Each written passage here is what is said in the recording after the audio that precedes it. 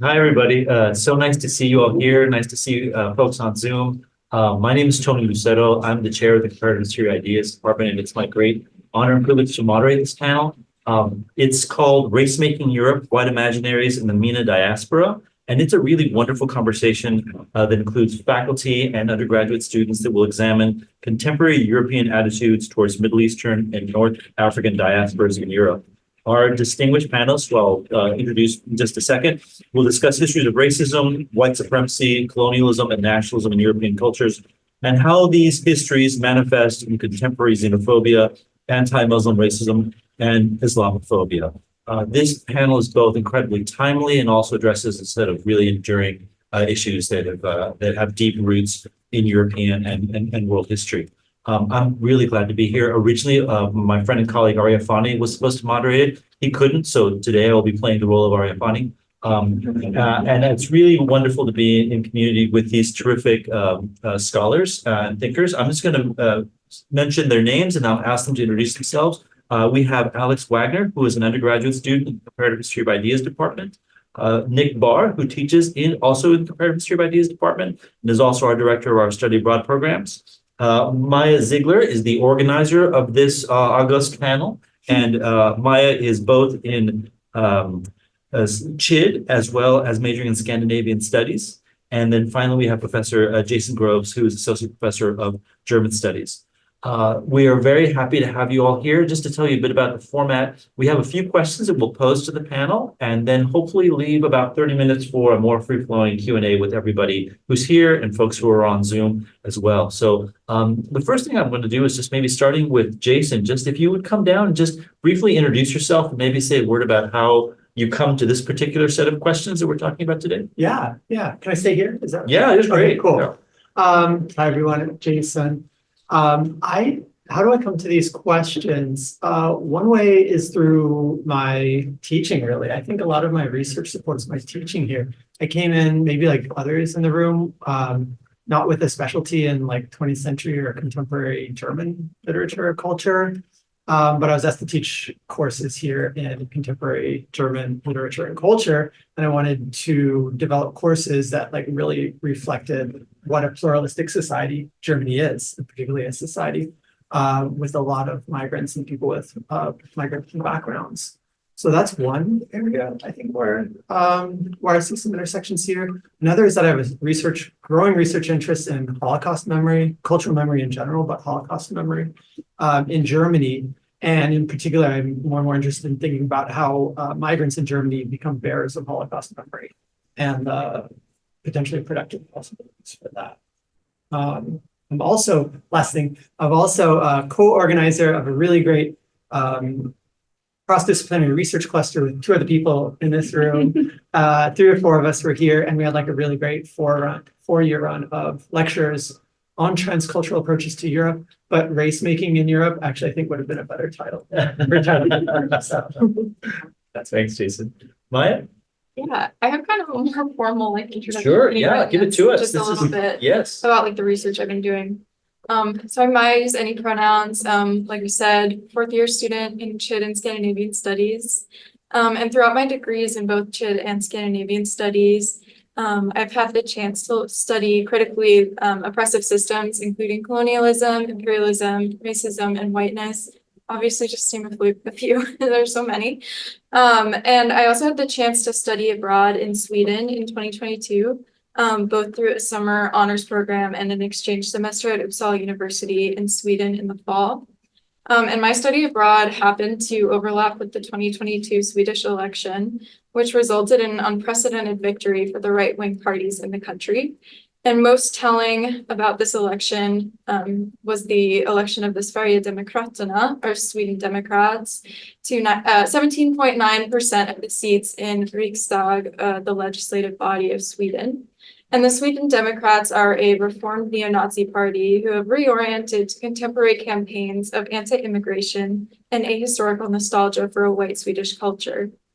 So all of these experiences have led me to examine white nationalist movements in Scandinavia, and this includes the electoral and openly widespread anti-immigrant prominence in recent years, particularly in response to the large numbers of asylum seekers, over 1,000, primarily from communities falling within the borders of Syria, Afghanistan, and Iraq, being granted access to Sweden in 2014 and 2015. And the most visible evidence of this reactionary swing to xenophobia is the rise of the Sweden Democrats, as previously discussed. But I've also studied some right-wing extremist movements that extend beyond the world of electoral politics. And this includes the ideologies of the perpetrator of the July 22nd attack in Norway, Anders Breivik, who was deeply involved in pan-Scandinavian and pan-European white extremist online communities who believe in a violent ethnic and ideological cleansing of Europe to quote-unquote return to a homogeneous white and ideologically Christian Europe, an idea that's based on misguided political nostalgia rather than historical fact. And these spaces persistently scapegoat migrants and Muslims for what they view as flaws of European societies. And then also in the realm of xenophobic and Islamophobic extremism is the phenomenon of Quran burnings in Sweden, which the government protects under freedom of speech laws. And this has led to tension between countries in the Middle East and Sweden, including expulsion of the Swedish ambassador to Iraq and cutting of economic and political ties between Sweden and Iraq. So given all of this context, I want to share a quote from Matisse Gardell, who's a scholar of religion and critical race studies at Uppsala University in Sweden, who says, while Muslims, of course, do not constitute a biological race, Islamophobia involves a racialization of Muslims as an imagined community. That is, Islamophobia operates as anti-Muslim racism, which makes it a case of what Etienne Balibar calls racism without races. And I believe this idea of reform neo-Nazism captures this racism without races, as Gardell claims, while the Sverigedemokraterna avoids discussing the phenotypes of people or the word race, which is a taboo word in Sweden, especially in the wake of racial biology programs.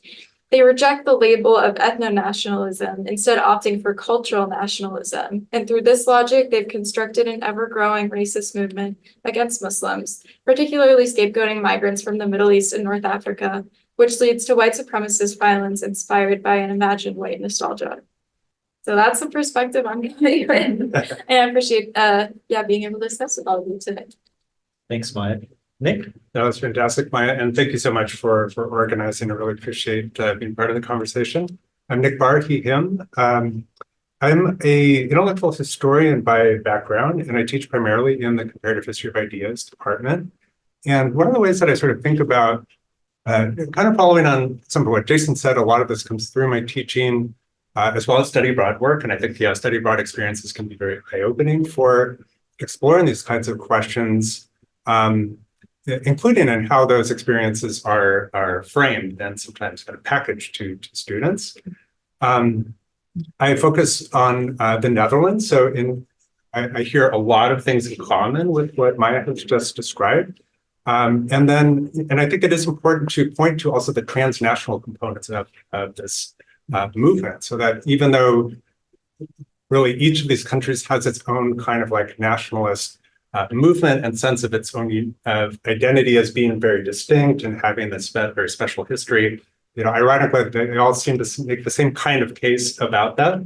But quite specifically, you reminded me that Breivik, in his very long manifesto, referred to Geert Wilders, who is a politician who's very much in the news today, and something I might speak about a little bit more today, because his party received the most votes back in November. They've been struggling to form a coalition all this time, and then on Nakba Day, they actually announced that they have a coalition that has formed. And already it's sort of like a fluid situation I'm watching today. Like I saw a sitting member of parliament today spoke on the floor of the parliament and said, there is no Palestine, there never has been a Palestine, there are no Palestinians. So this is very much central to this race-making project, and I really liked the terminology you provided us of racial imaginaries. I think that's really key. Just to say a couple more words, some of the things I teach about, I'm very interested also, like Jason, in Holocaust memory, kind of relational approaches to that. Also through my study abroad work and some of my other teaching, really interested in unpacking certain liberal discourses such as tolerance, which is a big one in the Netherlands in particular, but appears elsewhere. Judeo-Christian civilization, that's what I'm teaching right now, philo-Semitism, and how all of these discourses kind of work to metabolize and facilitate certain kinds of racial imaginaries and actually paper over very real material contradictions, forms of oppression, and so forth. So that, for example, anti-Semitism becomes something that is projected onto an other who is accused then of importing anti-Semitism where it wasn't before, which is kind of striking if you think about where the Holocaust originated from and took place, and the idea that somehow anti-Semitism has been eradicated is very questionable. So I think I'll stop there. Yeah. Okay. Hi, everyone. My name is Al. I use they, them pronouns. I am a senior in my last quarter of undergrad, and I'm a history and CHID major who's minoring in labor studies. And I am interested in this topic mainly because these are interesting topics, but also my CHID thesis project is looking at these things. So it's called Golem, Remolding Modern Jewish Identity. Obviously, even defining a concept like Jewish identity is pretty impossible because of the diversity of Jewish people around the world, and different ways that one might consider themselves Jewish, as well as with the complexity of what a sentence or a word like identity even means. It's hard to define. And I'm approaching my thesis project through the lens of someone who's like Jewish on my dad's side, but I wasn't really raised within Jewish culture, whatever that means, like those assumptions of what that looks like in America. So over the past few years, I've been really interested in reconnecting with this estranged culture on my dad's side. So that means like doing research on my ancestry. I can only trace back to my great-grandparents, but that's really interesting. And I've also tried to immerse myself in Jewish life and culture by joining various Jewish communities in the region and trying to basically learn this culture from scratch. And I really enjoy it, and I like, carrying on these traditions that I'm learning about. But it's also difficult, like entering American Jewish spaces for the first time as an adult, because ideologies like Zionism, like Jewish chauvinism, and the concept of chosenness are so entrenched and like near hegemonic in these circles. And it's difficult to exist in them and be critical of those ideologies that lead to pain and oppression. And so that's been something to grapple with, and kind of like the focus of my project is carving a space for myself and like figuring out how we can bring standing up for Palestinians, especially, into more Jewish circles in America. Yeah, so basically very interested in white supremacy, Zionism, Jewish chauvinism, and ethno-nationalism in general.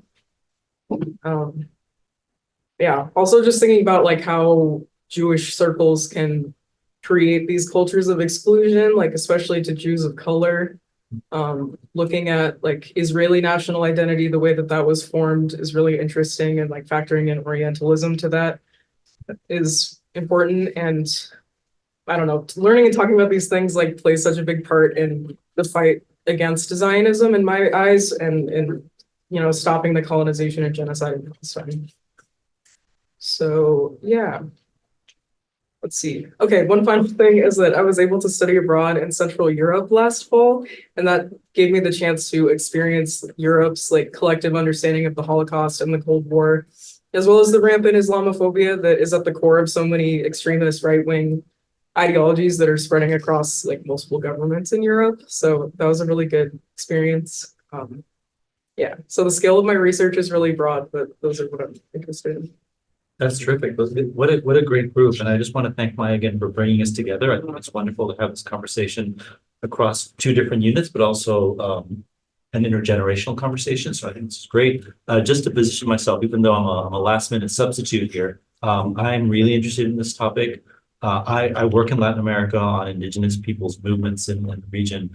But in my teaching, I'm struck by, just to use the word that Al just brought up, Orientalism is such an important key word for conversations in global studies and international studies. And even though that book was written by Edward Said in 1978, in many ways, it feels like it could have been written yesterday. It's just so timely. So with that in mind, and maybe starting with Al and working our way in the other direction, I'd love to ask you all about how your particular area of study, what insights does it give you into the contemporary rise of Islamophobia that we've seen throughout the so-called Western world and also in response to the genocide in Palestine? Al, would you start us off? Yeah, I can start. Yeah, so I think the rise of Zionist hegemony is like it correlates so heavily with the spread of Islamophobia throughout the Western world.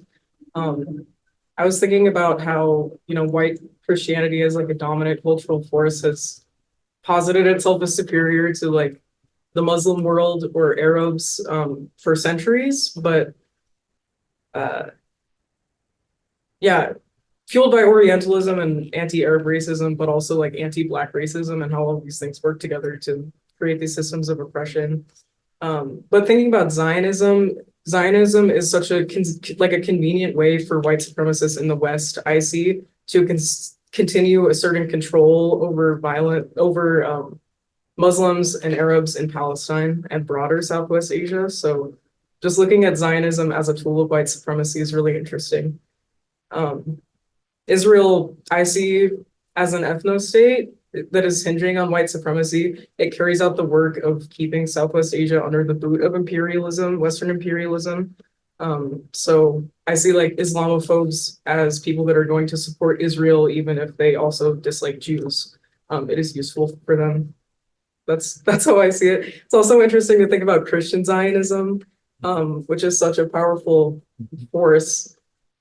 There was some research study that came out and said that there are more Christian Zionists in the United States than there are Jews in the world. So obviously it's a really big movement, mostly rooted in Islamophobia and racism, but also just like the desire to expand the reaches of Western empires. Yeah. Yeah, so Christian Zionists, like that lobby pulls a lot of weight, especially when thinking about decisions that the government makes in the West to like keep hold, especially in Palestine.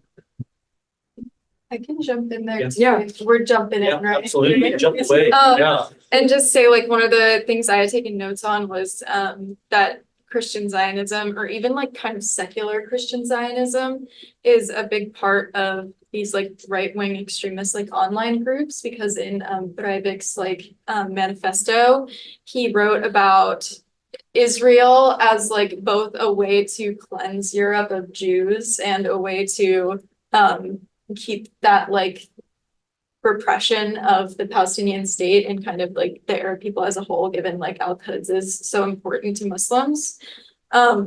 So yeah, like it's interesting to see like between America and the US, like in these like kind of extremist groups, there's so much Christian Zionism. And of course, the more religious groups, it's also believed that like once all the Jews are in Israel, then there'll be a second coming of Christ. So that's its own problem. But yeah, I think within the secular kind of Christian nationalism, there's still that like Zionism that pops up like as a way to be both anti-Semitic and Islamophobic. Yeah.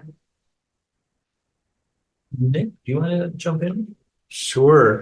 Yeah, I mean, I think that both of these, I really appreciate it. It's making me think back also to your comment about, I forget the scholar you quoted from Sweden, but about the racialization of Muslims, right? So I think we actually do need both of those lenses, the kind of racial critique or critique of racism, and kind of understanding the theological underpinnings as well as the kind of imperialistic dimensions of this as well, because I think, there's a certain argument that, for example, the United States is a quote secular country.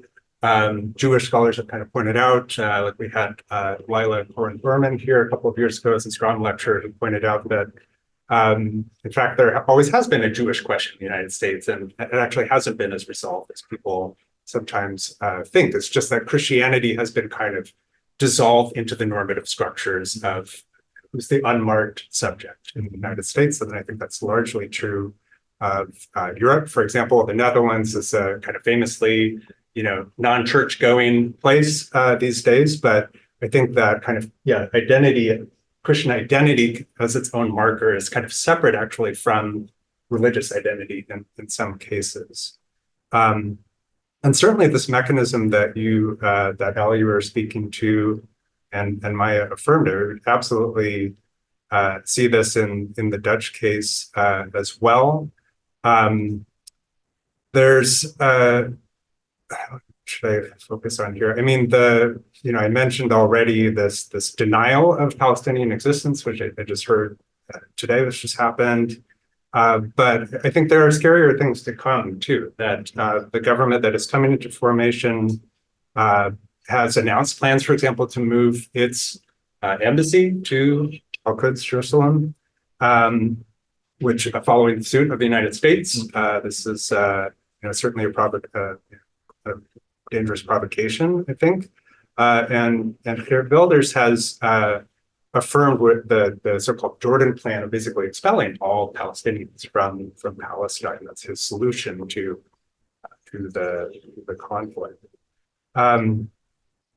The other thing that I think is important to say is, which I think has come up also, is how does this actually play out in these countries themselves, right? So there's the kind of geopolitical dimension, which can include, I think, anti-Semitism, either covertly or sometimes explicitly too. But it's also about a vision of who belongs and who doesn't, right? Which is very much structured by this vision of whiteness and Christian identity, so that people who were born there, right, are never quite fully members of the nation, right? There's always going to be defined as, like, no matter how assimilated, no matter what, there's always going to be this sort of barrier that is policed in terms of who belongs and who doesn't. Maybe one other thing I'll add before passing it over to Jason is I think there's a much longer history here, which is worth paying attention to. So, Wilders is this figure who, is in my news feed a lot these days, and he's been around for a while. And sometimes he's understood as a populist figure along the lines of Trump. I don't really like that term populism very much, but actually this is part and parcel of Dutch politics and race making going back for many decades. There was this figure who was named Fritz Bolkestein, who was the leader of the kind of center-right Liberal Party in the 1990s. And there's a direct quote from him to the journalist Ian Buruma. He said, "One must never underestimate the degree of hatred that white Dutch people feel for Moroccan and Turkish immigrants. My political success is based on the fact that I was prepared to listen to such people." So this is a very intentional kind of move, and it's not just, you can't just chalk it up to this sort of like populist wave that's happened in the last half decade or so. Unfortunately, I can pick it up right from there. I think talking about the German, some German connections, and I'll preface that by saying, teaching a class this quarter on memory cultures in Germany, and just this week we've been reading this book, The Moral Triangle: Germans, Israelis, Palestinians, by Sayed Abshan and Katarina Galor, who actually came here as part of our transcultural Bridges to Europe group. So I have a few quotes from them. I rely on them as experts because I'm not personally as familiar with the situation on the ground there. But I think 2 points in response to that question. One, Islamophobia is normalized in Germany, as I'm hearing in other European countries. And I have just a few points to underscore that a little bit. As of 2020, when their book came out, there were no government research initiatives or administrative units designed to strategize the fight against Islamophobia in Germany. So government research initiatives. There are some civil groups which are not all based in Germany, but that research European Islamophobia. And in a 2018 report, they found that 60 to 80% of the representations of Muslims and Islam in German media was Islamophobic or otherwise anti-Muslim. They list examples. I'm not going to give the exact examples that they give. So people maybe remember, and also I think 2018, Horst Seehofer of the Christian Social Union in Germany declared Islam does not belong in Germany. Merkel chided him for this, but still it's resonated for many. And also there are a high number of Islamophobic incidents in Germany, much higher than the incidents of anti-Semitism, which I think has to do with other things, which is the fact that there's much higher Muslim population in Germany. In 2017, 1,075 Islamophobic incidents were reported, including 45 attacks on mosques. And I just saw more recently an NGO called Claim documented 187 cases of violent anti-Muslim attacks, insults, threats, and discrimination in the period from October 9 to November 29, 2023. So in a 6-week period, 24 of those attacks were directed against religious institutions, 6-week period, including the desecration of Muslim graves and attacks on mosques. So in number two, maybe a bit more about how it might intersect with my research or something I'm interested in is that, like I'm hearing a bit from Nick about the Dutch case, Islamophobia appears to be entrenched in many, not all, but many efforts to combat anti-Semitism in Germany. The discourse that the same discourse is in Germany, that Muslim migrants are introducing new anti-Semitism or an imported anti-Semitism. We had a talk recently by Max Trolling, which also from someone who is on the ground in Germany, underscoring that even more. And that, I mean, I think, yeah, and there's, so what else can I say about that? Specifically in Germany, anti-Semitism is not only taboo, it's punishable by, it's a punishable offense. And so many right-wing Germans can mask their anti-Semitic sentiments behind open criticism of Muslims. And in their book, which is kind of an ethnographic study, several of their informants reported that by pretending to protect Jews or Israel from Muslims' hatred and violence, neo-Nazi Germans are able to distract from their own sentiments, which are directed against all religious minorities. And as a final point, I think I can counter this with statistics that show that the vast majority of violence against Jews in Germany comes from far-right Germans, German Germans, as we say, like on the order of 95%. I do have one more Sure, thing I please. wanted to say that just when I was thinking about this question, I was thinking about Israel and the Nordic countries or Sweden, which is what I know the most about, and how there's some like really specific parallels between them. For example, pink washing, which is this idea of like masking kind of conservative or neoliberal ideals with like queerness, being pro-queer, is like really prevalent in actually the militaries of both Sweden and Israel, and this like military conquest against Islam as something that is like queer liberation. And like in Sweden, there's a ton of military and police involvement in Pride, which is really weird and like not something people seem to have an issue with, at least in the broader sense. And then also thinking about green colonialism, there's a Making the Desert Bloom initiative in Israel that plants non-native trees over Palestinian villages that have been ethnically cleansed, and those have actually caused like devastating forest fires because they're non-native. And then in Sweden, specifically in Norway, there's this new like construction of windmills in Sapmi, which is the indigenous people of the North Sami people, their land or their nation's land. And international courts have ruled against this, and Norway continues to do this and actually is like prosecuting Sami activists who have acted against this, which, pretty clear parallels to Israel there, although maybe not as extreme at this point. So like kind of thinking about this like Nordic exceptionalism and European exceptionalism, there's this kind of way that I think Europe tries to like both maybe, especially in Scandinavia, like in the UN kind of like have some weak support of Palestine to keep up their like facade as being morally upstanding. But when you examine how these countries both function, like they're really not all that different, and they're using a lot of the same systems of oppression. And when we're kind of examining Zionism and anti-Zionism, it's important to like draw these parallels and understand why the allegiances between Israel and Palestine are where they are. That's great. I've got a few more questions, and I should say that these questions were formulated by Maya, which are then they're great questions. And in the interest of time, I want to combine a couple and invite you all to just enter wherever you think is appropriate. And maybe we'll start with Jason at the end. The first question is really thinking about white supremacy. what have you learned about kind of the way white supremacy and white imagination works, and how do the legacies of white supremacy manifest in Europe? That's kind of part one.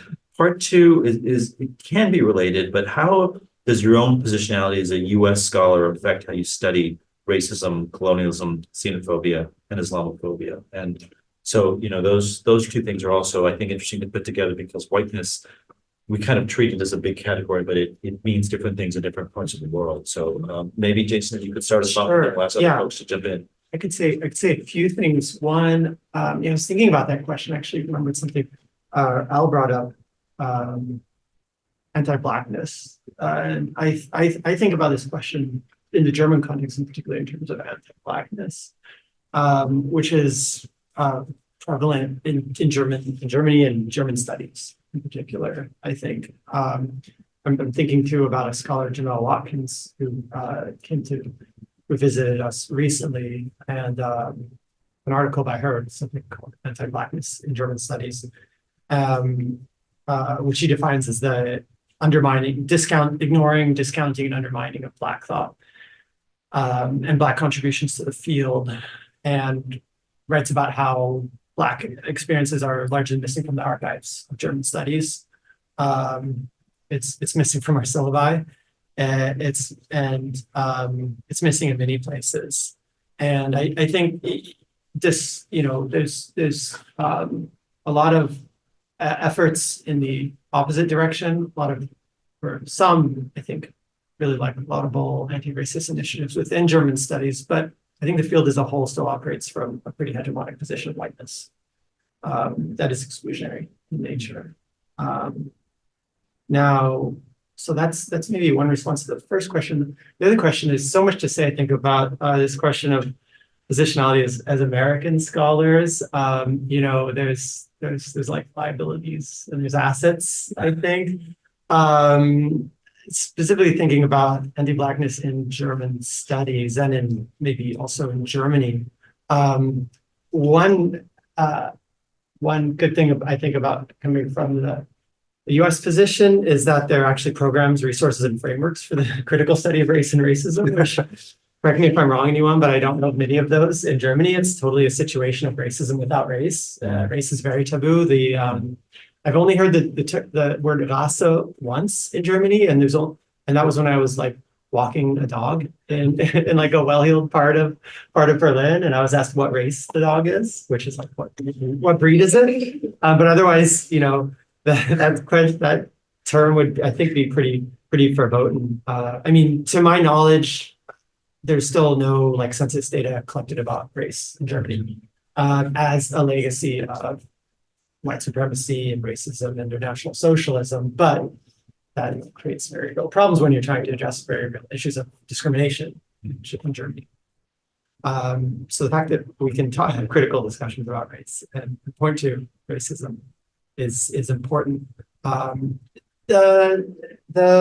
think a kind of liability too is a tendency to maybe project North American understandings of these terms and these topics and these experiences onto Europe, where it can also be very different. I find myself doing that, and I constantly having to, I think, check myself and sometimes students too in the classroom.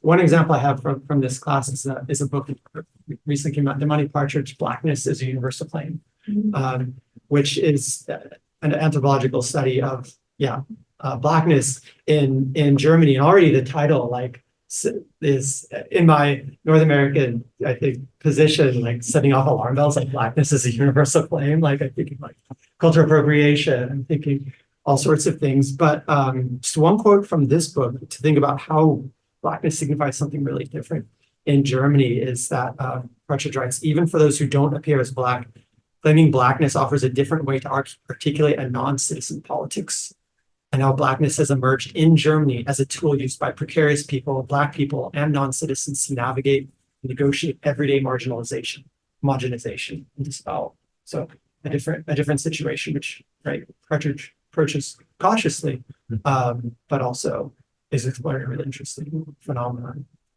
That's super interesting. Yeah. Maybe Maya or Al, would you like to jump in? Okay, yeah, sure. I guess thinking about white supremacy and like imagination. And then like, I guess, yeah, it's really good you combine these questions because especially thinking about white supremacy in America, we do think about Scandinavia a lot because there's like kind of a movement within American white supremacy and I believe white supremacy in other places as well, but of this like kind of idealization of like the Aryan Nordic, like the Viking, the like quote unquote, like like I don't want to say corrupted because that's so awful, but that's kind of how people think about it. Like this untouched white Scandinavia.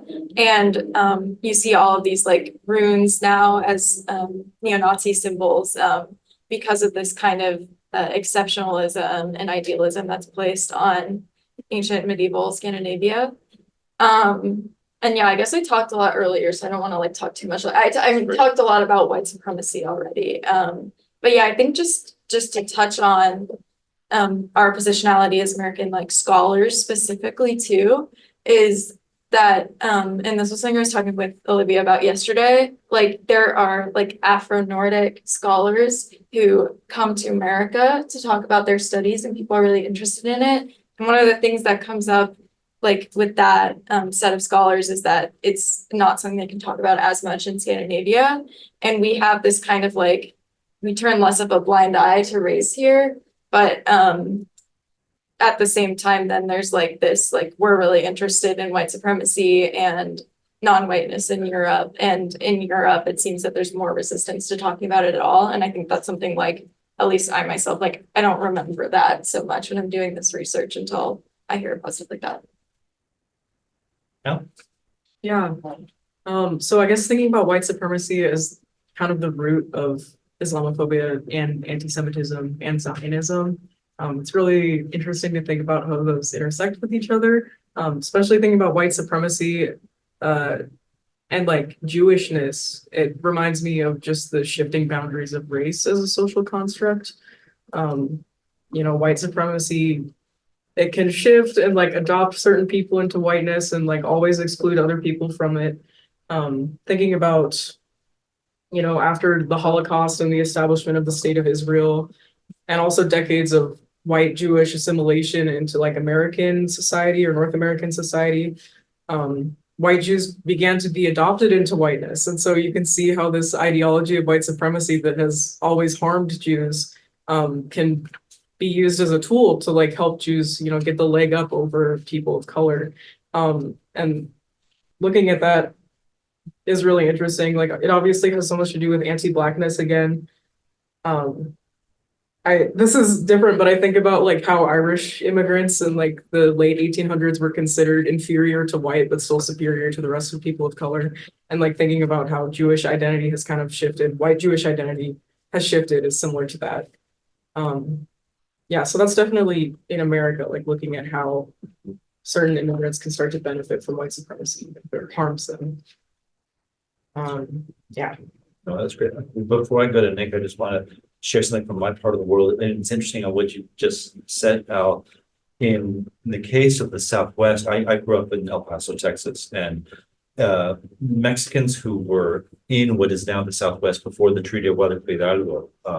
It's interesting because it exemplifies what you just said. After the Treaty of Guadalupe Hidalgo, all the Mexicans who are now on the US line, which had just shifted, we were honorary whites because at that time only white people could be citizens of the United States, and Mexican Americans actually hung on to that whiteness for a long time. It's not until late into the 20th century with the Chicano movement that brownness becomes a way of articulating rights. Often Latin Americans cling to that kind of honorary whiteness status, like Irish and Jews, in the way you talk about. So that's really interesting.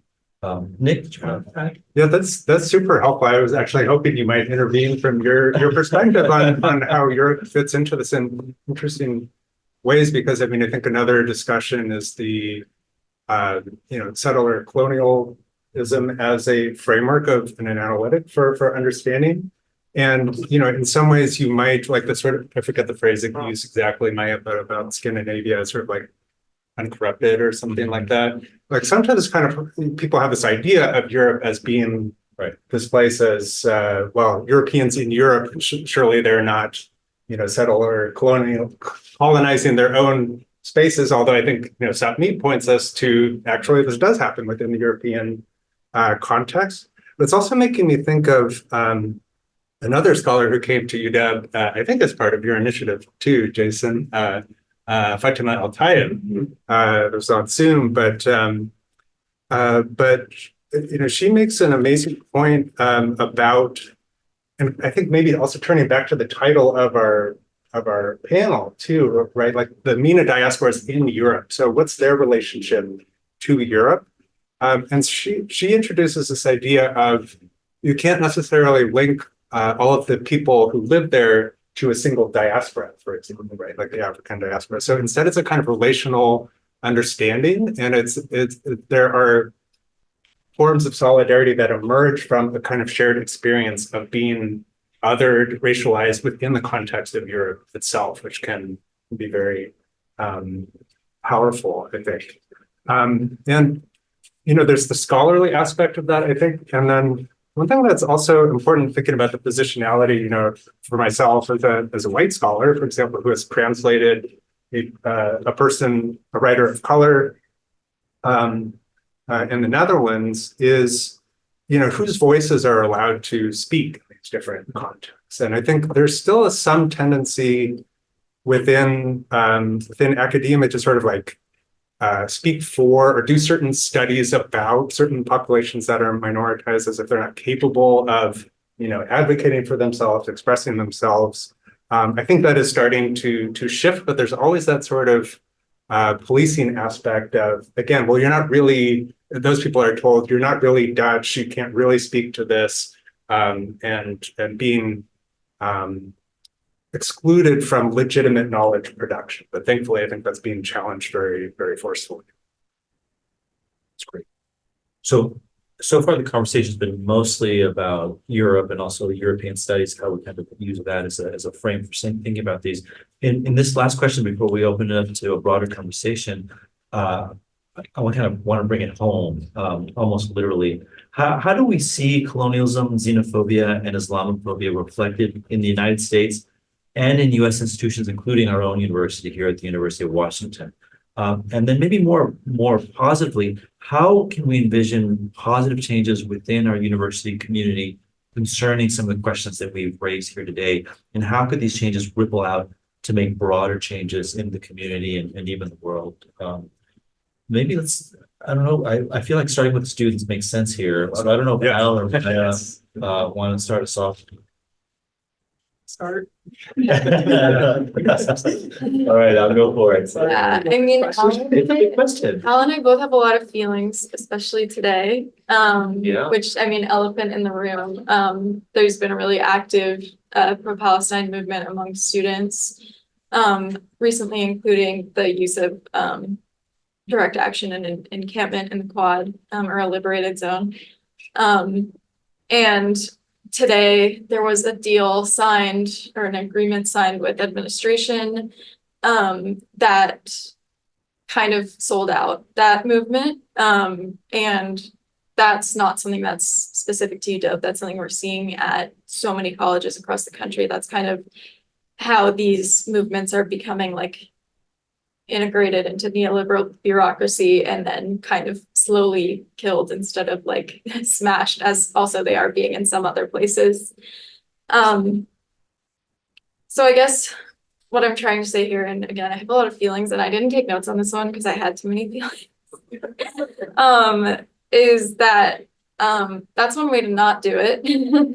I think we see a lot of like Islamophobia and xenophobia, and especially colonialism, like popping up, and how these decisions are being made by an administration that doesn't really have representation of these communities in it, doesn't really have representation necessarily of like impoverished or war affected communities in it as well. So when they're talking about giving scholarships to students from Gaza, which is amazing, there doesn't seem to be talk about like how to get Gazans visas, which is incredibly difficult. And so I guess as we're seeing like these, both in violence, but also in ignorance, these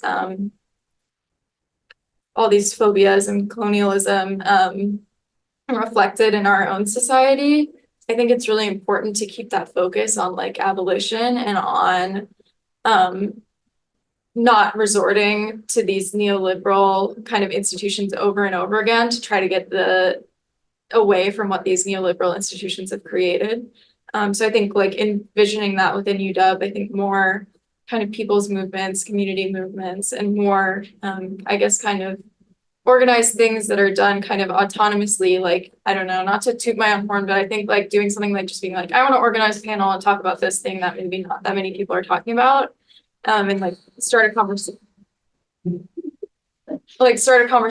and that could ripple out. So like hiring more Arab and Muslim and Palestinian faculty, it could ripple out to just more like conversations, God forbid, maybe committees, things like that. So I think it's really hard for me to talk about this because on one hand, I don't think there can be the ultimate, progress that we need under the university system and institution that we have now. But at the same time, there are like small autonomous actions you can take that aren't necessarily reformist, but can help people's like material conditions and understandings within the institution we have as well.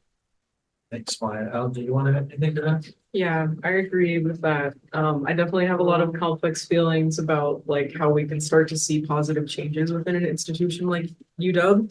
I know we can in little ways, but it is difficult when this is an institution that's like dedicated towards reproducing a lot of knowledge that can harm people. Like I think of the STEM student to weapons manufacturing pipeline, where we're just like feeding people into Boeing and Lockheed Martin and whatever, and it's harmful. And also looking at UW as a business that is like dedicated to making money, oftentimes ahead of. You know what I'm saying? Sorry, I'm bad at verbalizing this because I'm emotional about it, but yeah, like I know in Chid we've talked a lot about that idea of the third university is possible, which is some book that I never actually read the full book. So I read the article about the book, and yeah, but it's just talking about how you can make a change within these neoliberal institutions, or just encouraging us to like use these tools that we have, this language that we can use for good. And I don't know, I think it's important to like consider what work we can do now, but like ultimately think about things like abolition, like what Maya said, thinking about like what a great future looks like rather than just trying to reform this institution from the inside that's so like entrenched in racism and capitalism. Yeah. No, thanks. I appreciate the honesty because you were supposed to read that in the class that I was teaching.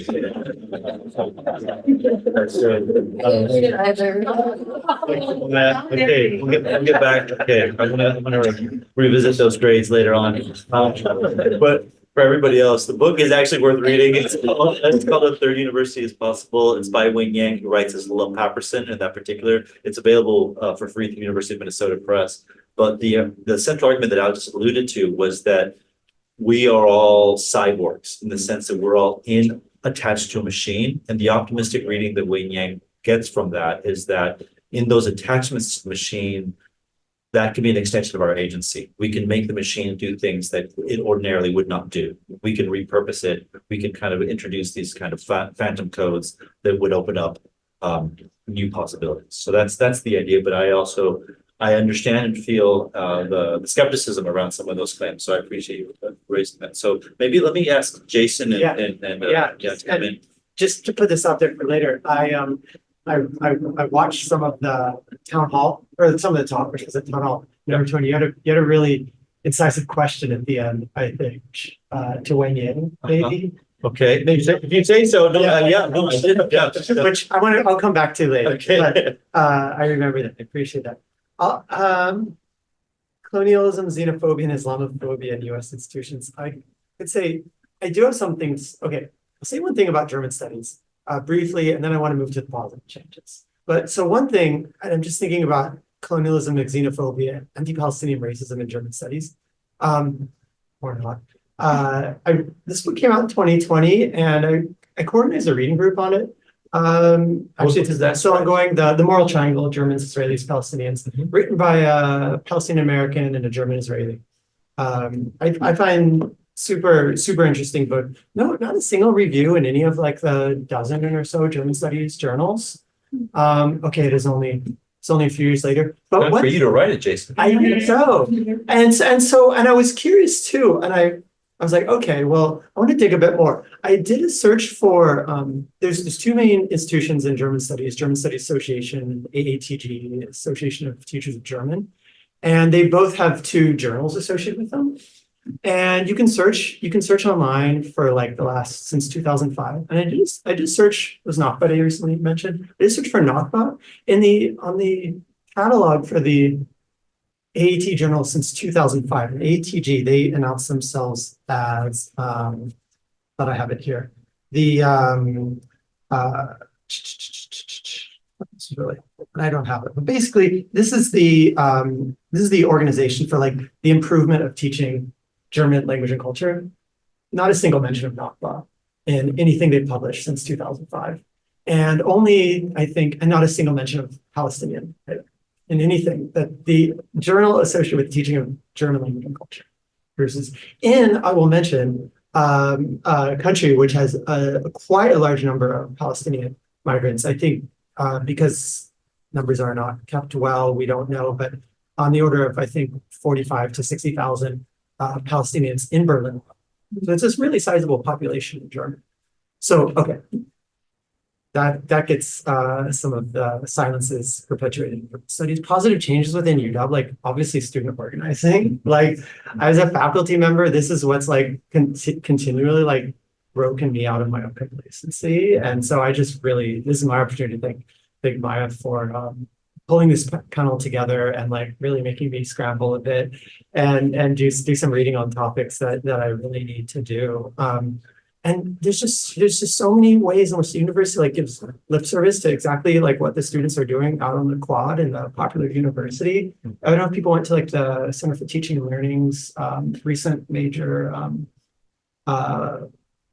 symposium, and like the keynote was on empowering students. And we were talking like it was a good talk, but a lot of it was like about syllabi. I was like, okay, like this is like we need to be empowering students more. Like even all of these concessions that were, and I get it, there's definitely reasons to be sad about the outcome, but even the concessions that were extracted, I think are really to me like I want to gush about for what it's worth. There are positives. Okay. Nick?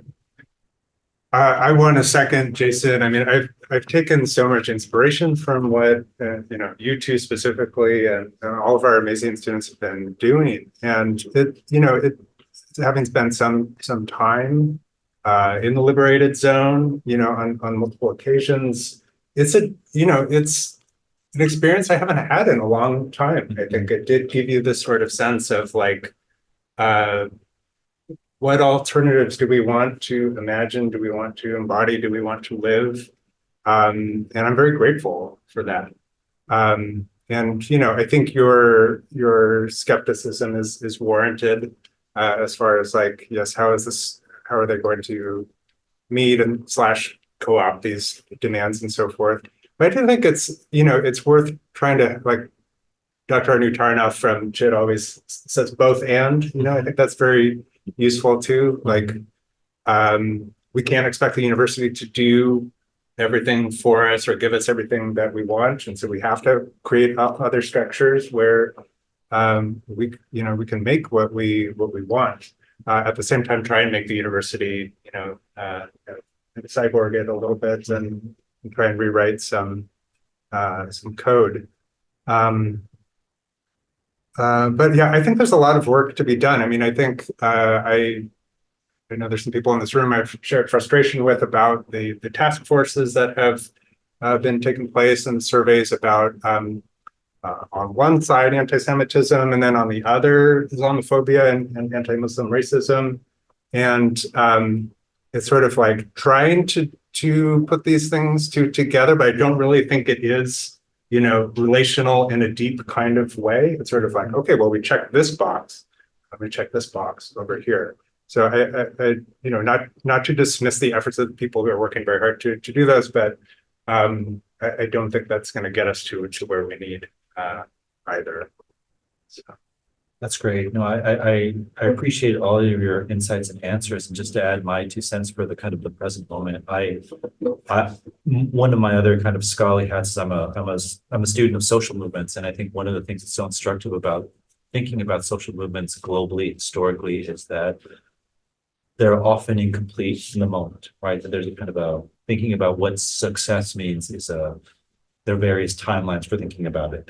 And often it's not the outcome, but it's the process of collective mobilization, which is itself the thing that we need to hang on to. The way that collective strength is created in the movement, that can be alive for later. So I think your skepticism is very well taken, and I think we should be critical about kind of where we are, both probably in terms of the labor action of our graduate students, and also what's going on now, that these wins are partial, but they're also not nothing. So how do we build on those kinds of things? And I'm teaching a class right now. We're gonna the last part of this class on borders, but we go to El Centro de la Raza, which is in Beacon Hill, and that was a product of an occupation in 1972. And that occupation was itself inspired by the occupations of Native people at Fort Lawton. And so, this is just another way to kind of circle back to where we often start, that we're also on Coast Salish land, and thinking about that as a place of where we come at these questions, and the radical incompleteness of the university's attention to that fact, and the inadequate efforts at repair. We have basic goals. The fact that we have a Center for American Indian and Indigenous Studies is a big deal. We have more to do, but that's something. The fact that the Suquamish Nation's chair is now for the Board of Regents, that's a tough question. Like, how do we think about that? Is it co-optation? Is it progress? Is it finally acknowledging kind of nation-to-nation recognitions? As Nick said, probably both and all of those things. So it's thorny, but now we can ask you all to kind of help us think about these things. So let's maybe open up the conversation. We have about 30 minutes left, and we welcome your comments, questions, and maybe we can take a couple if there's interest, and then have more of a free-flowing conversation with this great panelists. Who would like to start us off? And Zoom can. And yeah, Zoom folks, yeah. you all are. We have not forgotten about you. I'm watching the chat, so please put questions in the chat. If you have a chat, feel free to come on in. Yes, please.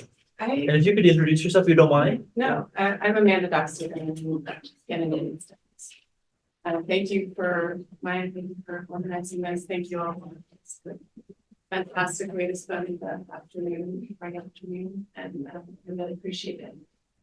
My question was sort of shifting back to the beginning parts of the conversation about like what things look like in different places. And it's a question for Jason about, and maybe it speaks to what you're talking about with like the normalization of Islamophobia in Germany and German politics. But I was really curious about the new party that's like a party on the left that's also an anti-immigration party. And I don't know, that's a relatively new one, right? But I was just curious because it seems to be something that we haven't seen in Sweden yet. I don't know about the Netherlands, but I was really curious if you could say more about it. Yeah. Do you know, is this the anti-Deutsche or is I- it like a political party? Isn't it like a new regional party that is, it's like a, Okay. Yeah, Andre, could you something? Salavarmknecht was very famous for this, very famous politician, left-wing side of the left party already, and she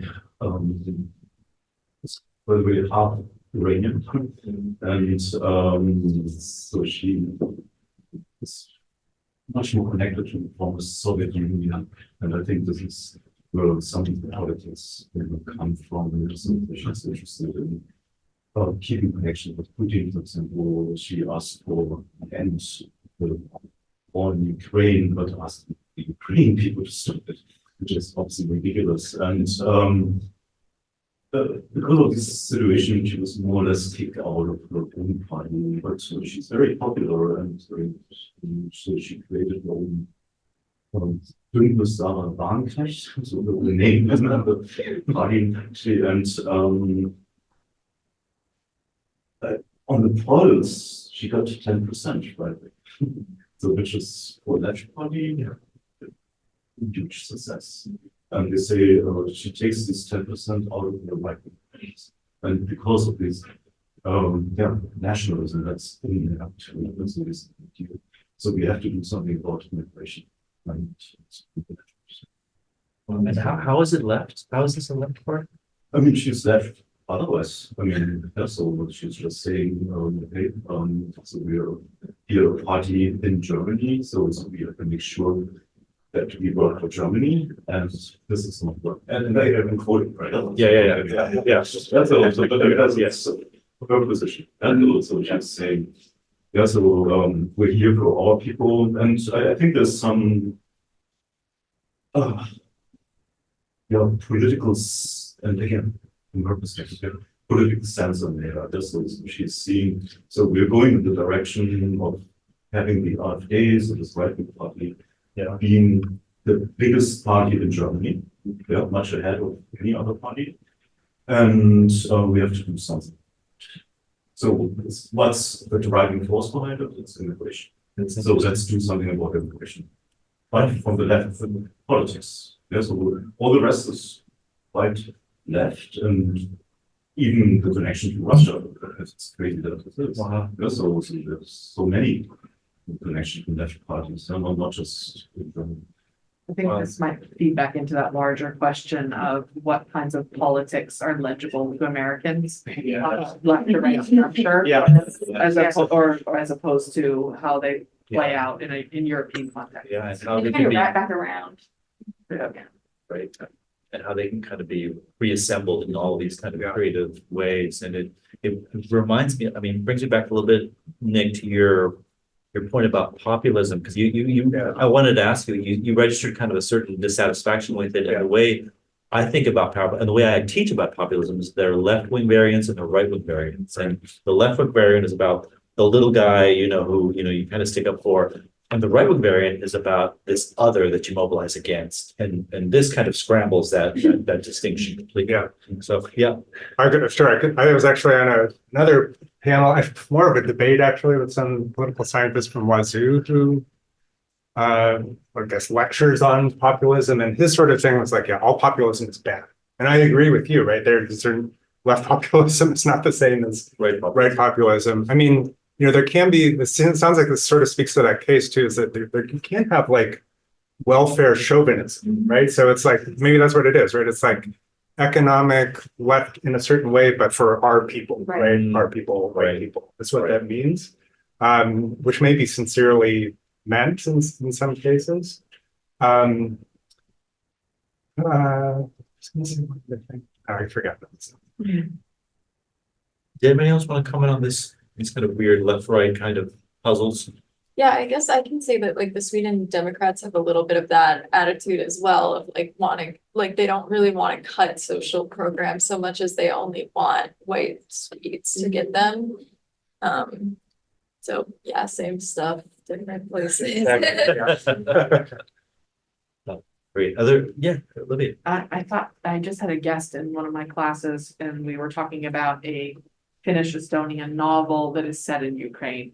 And so I heard this, colonization also happens in Europe, which was from the context or the perspective of this book and this scholar who's Scandinavian studies, but also Estonian. Of course, colonization happens in Europe. Or are we forgetting Eastern Europe, right? And Russian Empire and the colonization process. But that has to be very complicated as well because whiteness comes into play in that context as well. So this sort of identity maybe in Eastern Europe as we are the colonized people of Europe, that itself is deeply problematic on a more global scale. So I just thought I would kind of bring in that context in the question of like, what is Europe? And what is Europe in the American mind is also an important question, and the maps that Americans carry in their mind, even when they're maybe very, very educated, they may not have a map that includes those contexts. So, yeah, that's interesting. Yeah. They may not have a map, but they have the kind of the Netflix Viking show, kind of in there. As mine was kind of suggesting. Yeah. I mean, going in a different direction, but even for me, like reading the moral triangle and just learning that, there's 4 times as many Palestinians as Israelis in Berlin. Did not at all correspond to my like mental image of Berlin, just when you're thinking about particularly like the prominent kind of elite figures in Berlin, obviously having to do with the different conditions under which these two groups immigrate to Germany. But yeah, there's a lot that becomes skewed, I think, as Europe is mediated representations of Europe, but we have access to it. Yeah, and I think like kind of building on that, like thinking about Israel, like a lot of us like clump, I think rightfully so, like Israel with more with Europe than with the Middle East. Like they're in Eurovision, like what the hell? And like I think like our Australia, which is also really fucked. Anyway. yeah, like all these colonies get to be in Eurovision, I guess. But like when we think about like Europe, it's so much of like these colonial powers. I think still kind of like what you were saying in like these I forget the term, but in Eastern Europe, there's some term for like the countries and the places where there was like Russia fighting Western Europe all the time, and they like oftentimes like bore a lot of the violence of that, people living in the middle.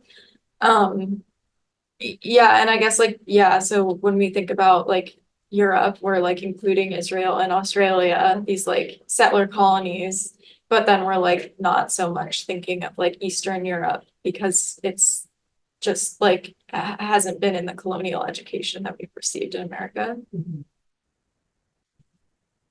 And I think this also is like the Israel issue and what Al was talking about, and also with whiteness and Jews in the United States. We really do have to think about it as a technology, right? It's not whiteness is not a phenotype. It is a way of organizing. It is interesting that yes, there are these figures like the half Iranian politician, or like Wilders himself actually is like partly of Indonesian background, but that's partly why I think he bleaches his hairs to kind of look more white. There's like so many of these kinds of cases, right? Of someone who burns Qurans is like a Christian person from Iraq. Yeah, right. In Sweden. So you really do have to understand it, I think, relationally. It's not like someone's inherently white, or people do make that defense also about, well, how could Israel have anything to do with white supremacy? Because there's all these, people from across, Mizrahi Jews, and like they're not white, and they're Ethiopian Jews. So like, how could that possibly have anything to do with white supremacy? But I think if you think of it right in terms of technologies of rule and control, then you see how it does kind of function globally.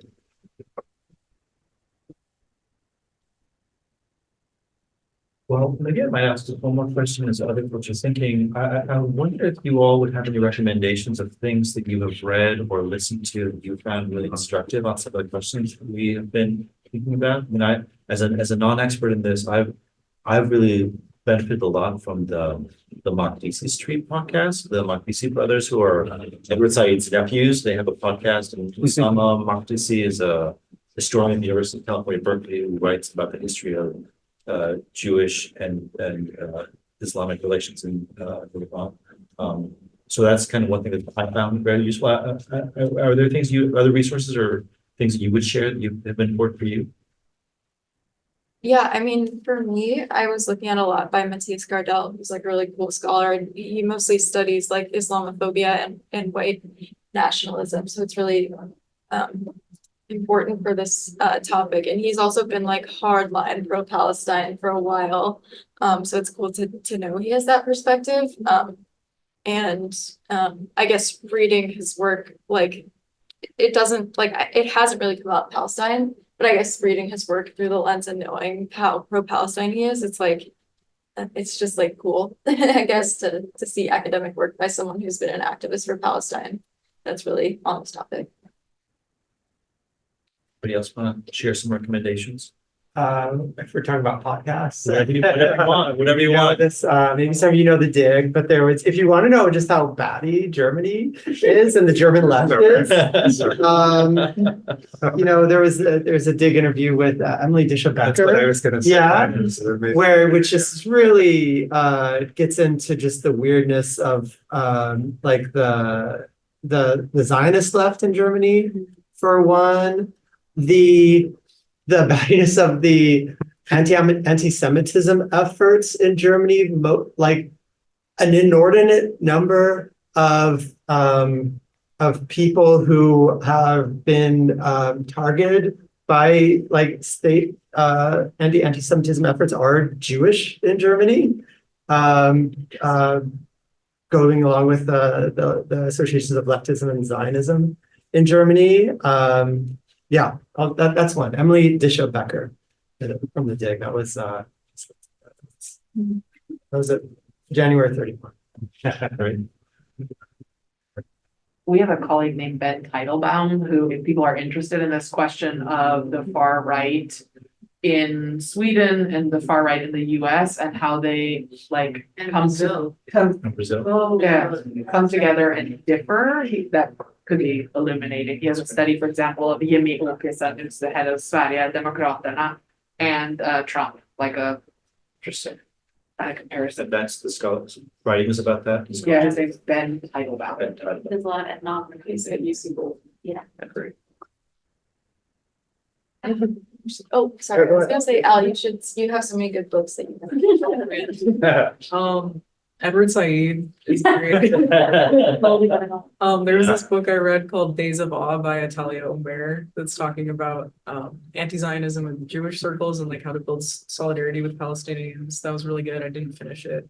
There's a book called Land with the People that was edited by Esther Farmer, I think, and that's like, again, Jews and Palestinians confronting Zionism and like this kind of fate that has tied these two groups of people together. And often, like, there are Palestinian Jews too, so like the complexity of the relationship between these groups, and that was really good. And also comic books, like I love comic books on these topics. So Joe Sacco, he did a book on Palestine, 2 books on Palestine. One was called Palestine, the other was Footnotes in Gaza. And Art Spiegelman was like the best. He made Mouse. But yeah, I really look up to him and I like how he thinks about comics. So yeah. I just started Days of Awe. Yeah. Yeah. I might add just one other Said, which is a small one, but really a gem, I think, is called Freud and the Non-European. It's actually a lecture. It's only about 50 pages long, printed out. It really speaks to that kind of like entanglement of Jewish and Palestinian histories of suffering and oppression.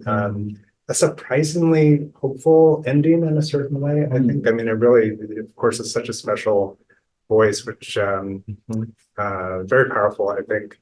The other, for the Dutch case, one book I recommend is by a Surinamese Dutch scholar of queer studies, women's studies, named Gloria Becker, Wekker, and it's called White Innocence. It came out in, I think, 2017 or so. So it's sort of really speaks to kind of like the racial imaginary of like whiteness as a mode of innocence in the Netherlands. Yeah. One more, just because the title is so amazing and devastating. Subcontractors of guilt. Subcontractors. You got to do I know, for everyone at home. Yeah, subcontractors. That's the memorial to the murdered Jews of Europe there in the background. Subcontractors of guilt, Holocaust memory, and Muslim belonging in post-war Germany. So this is very much on the topic of the quote unquote imported anti-Semitism. There, I just came out. Well, let me see if there's any more questions from the audience. Or from Zoom land. Amanda, did you have one more? Yeah, I have, and this is sort of speaks to the discussion about like our institution, and now that we have so much CHID representation on the panel. Yes. If I could ask how you see the sort of transition from like Racemaking program to departments within this institution as speaking to this. I think you maybe answered it a little bit in relation to like the university, but I'd like love to hear your thoughts. Well, how kind of you to ask about our department. Well, Nick and I actually just came from a faculty meeting, and maybe the first thing to say is one of the main items we had was how to follow the lead of our students. That's the first thing students, Maya now, including and several others, some are here have been asking us, how can we support? And we try to support in ways like this, supporting these kinds of events, co-sponsoring various things. But we are also conscious that we need to be more explicit about how we express our solidarity publicly. So we're trying to kind of figure that out. In terms of I don't know if we think, I mean, I think the rhizome is sort of a useful metaphor, but we're not necessarily in the kind of Deleuze-Guattari kind of phase anymore. So we really just think about how we can be better relatives, how we think about that. The language of relationality is really central to us, and also how we try to how do we mute the hierarchies we can't eliminate? Like we have faculty and we have students and we understand and we have staff, but how do we try to reduce the distance between those categories, or how do we just make them irrelevant a lot of the times? So I think Maya's invitation to do this is a really wonderful example where Maya really is the lead for this and we're trying to support. And I think and we appreciate that. And so that's one modest effort to try to do that. And we like to collaborate. So the invitation to do it with Scandinavian studies is really welcome. And I think that's what because we're on a place where often we're kind of forced in these we have to think about like departmental nationalism, like especially with activity-based budgeting, we have to worry about our students and our majors and our numbers. And that's just toxic. And we're kind of tired of that as well. So trying to kind of think creatively about other ways to come together. I don't know if you all want to add to that. Yeah, Jason. Mine goes a bit off into more national professional terms, but does anyone want to? You want to stay with the chit beat for a minute and then we'll go global? Yeah. I mean, one thing that comes to mind are also focus groups. That's like an old CHID thing that's still around and still very much alive. And I know you've done at least one. Well, we're doing it. All three of us are in the room that are in it now. Just for the uninitiated, you want us to say what the focus group is? Because it doesn't say, I mean, it's not what it sounds like. Right. Yeah, that's how they came How up they with do that. products. Yeah, we need to rebrand that, I think. Yeah, so it is that they're student driven and technically overseen by faculty, but they're 2-credit classes, credit, no credit, and students technically they cannot teach, but they do put together the material and lead the classes, and it really is a place that is driven by student interest. Yeah, I supervised one from Karsten, and that's why you giggled when you said technically, overseen by me because I no, it was very hands-off with Jason, do you want to? Yes, I mean, I'm taking notes. Anytime people start talking about like CHID, organizational stuff, I'm like taking notes. I just wanted, so the question I guess was about the UW, but I was thinking a bit more in terms of like what can, I don't know, initiatives to support students more at a professional level, because in German studies, like our professions are not at all supporting students. They're not at all supporting they're just not supporting students. So as you know, we have this group DDGC, the Diversity Decolonization German Studies, which recently created a new category for research co-ops. And I think the first research co-op is going to be a Germanists for Palestine teaching research co-op. And that's like public now. And there's a website. And I'll just read from it here. It calls for an end to the suppression of pro-Palestinian voices, as well as an academic environment where this goal is not censored, punished, or criminalized. The co-op also recognizes that Palestinian students, as well as Muslim and Arab students generally, are not well supported on college and university campuses or in German studies as a whole. So it's an attempt to counter that, and I'd be happy to share notes with anyone who's trying to create space for teaching research in that area and are not supported otherwise by the profession. Well, let me just invite the panelists. Is there anything you'd like to, some parting words, any thoughts you haven't had a chance to express you'd like to?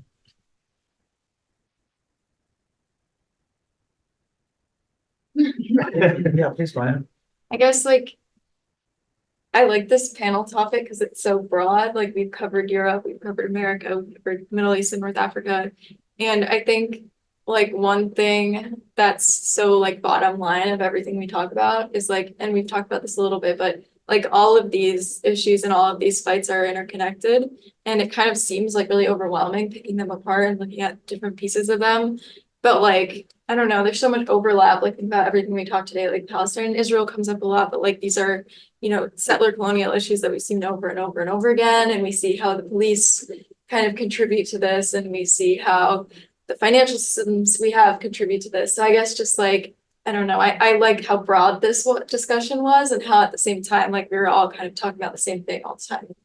Just like bottom line, like remember, like a fight against any oppression is a fight against all oppression. That sounds like a great place to stop. So let's thank the panelists and especially. Thank you, absolutely. Thank you very much.